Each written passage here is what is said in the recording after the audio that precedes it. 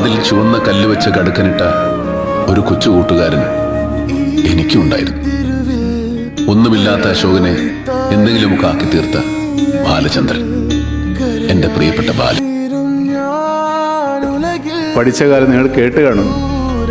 എൻ്റെ പേര് വേറെ ഒന്നായിരുന്നു. എനിക്കെൻ്റെ ഈ മമ്മൂട്ടി കുട്ടി എന്നുള്ള പേര് വളരെ അപരിഷ്കൃതമായി തോന്നിയതുകൊണ്ട് പരിചയമില്ലാത്ത സുഹൃത്തുക്കളോട് ഞാൻ എൻ്റെ പേര് ഓമർ ഷെരീഫ് എന്ന് പറഞ്ഞിരുന്നു. പക്ഷേ എന്തോ ഒരു സമയത്ത് ഞാൻ കൂട്ടുകാരുമായി നടക്കുമ്പോൾ എൻ്റെ പോക്കറ്റിൽ നിന്ന് എൻ്റെ ഐഡൻറ്റിറ്റി കാർഡ് താഴെ വീണു. എൻ്റെ പേര് ഓമർ എന്നല്ല മമ്മൂട്ടി എന്നല്ലേ എന്ന് ചോദിച്ചു. അന്ന് മുതലാണ് ഞാൻ എൻ്റെ സുഹൃത്തുക്കളുടെ ഇടയിലും ഇപ്പോൾ നിങ്ങളുടെ ഇടയിലും മമ്മൂട്ടി എന്നറിയപ്പെടാൻ.